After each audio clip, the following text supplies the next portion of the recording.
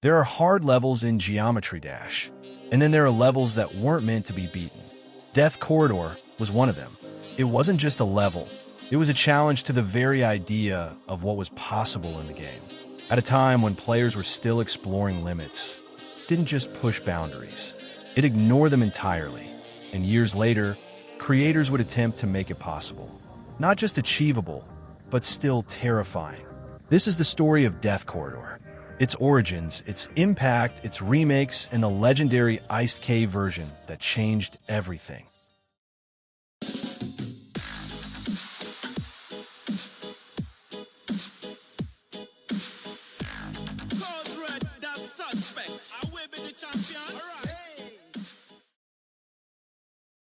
To understand Death Corridor, we need context.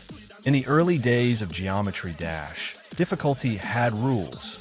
Levels could be hard, yes, but they were designed to be beaten eventually.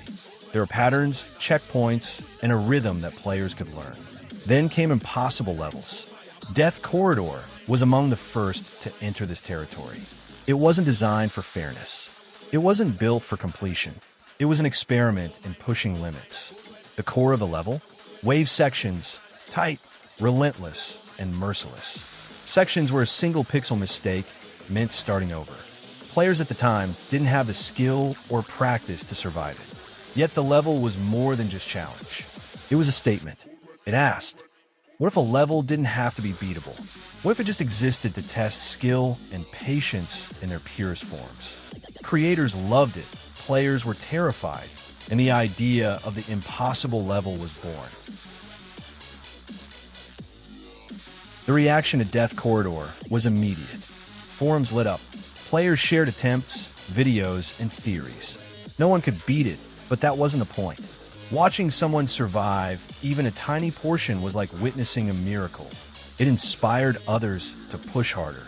Creators began making levels that were tighter, faster, more precise. Some were brutal wave mazes. Others were absurd timing gauntlets.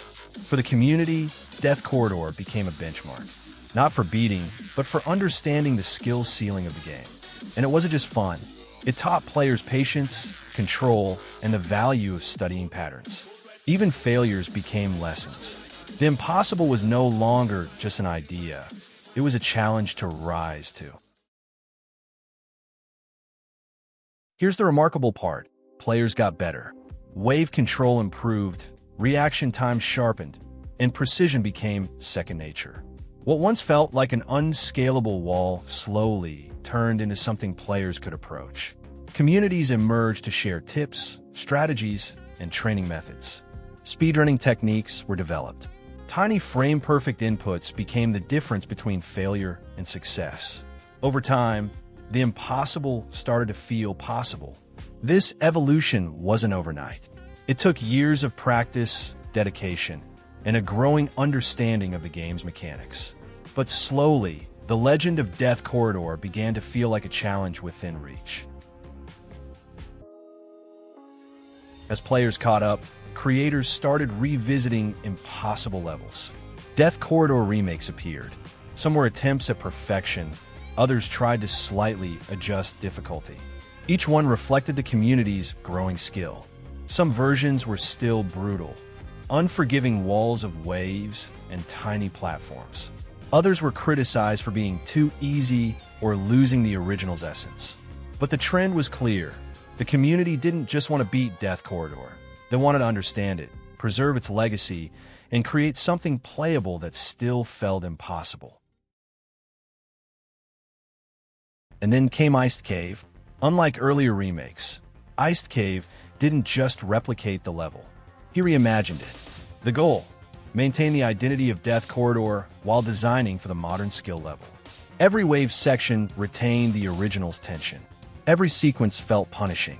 But now, players with advanced skill could navigate it. What's impressive about Iced Cave's version is the balance. It keeps the sense of near-death, pixel-perfect tension, and relentless pace, but also teaches players the timing and control needed to survive. Watching someone attempt it today is fascinating. You see the skill ceiling in action. Players must manage tight gaps, fast inputs, and mental endurance simultaneously. It's still punishing, but achievable. Ice Cave's version is more than a remake. It's proof of how far the community has come. It's a bridge between the myth of the impossible and modern skill mastery. If a player from the early days tried Ice Cave's Death Corridor, it would have been unimaginable. The speed, precision, and control required were far beyond anything they had experienced. Today's Extreme Demon players, however, can approach it with preparation, strategy, and skill honed over years. Levels that were once absurdly difficult are now challenges that test technique and patience. It's a testament to the growth of the community. Players didn't just improve, they raised the bar for what's considered possible in Geometry Dash. Death Corridor isn't just a level, it's history. It captures the evolution of the game and the community. It tells a story about pushing limits, learning from failure, and redefining skill. It shows how impossible ideas can become achievable over time, and why the concept of challenge is timeless in gaming.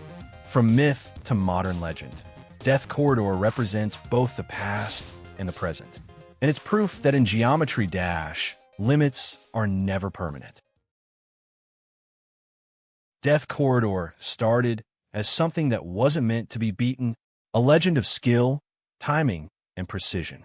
Over time, players improved, creators reimagined it, and the impossible gradually became achievable.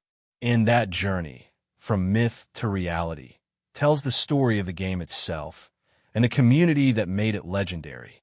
If you enjoyed this deep dive, leave a comment and let me know your favorite Death Corridor moment. And I'll see you guys in the next one.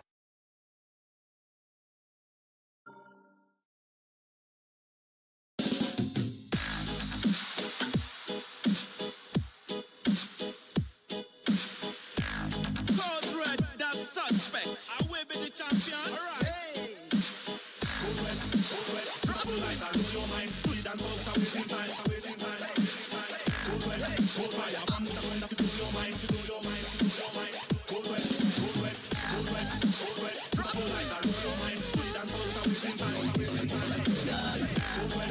Cold fire. Man, when to do your mind. To do your mind. To do your mind. Cold wet. Cold wet. Wasting time. Wasting time. To do your mind, cold wet, wasting time, to do your mind,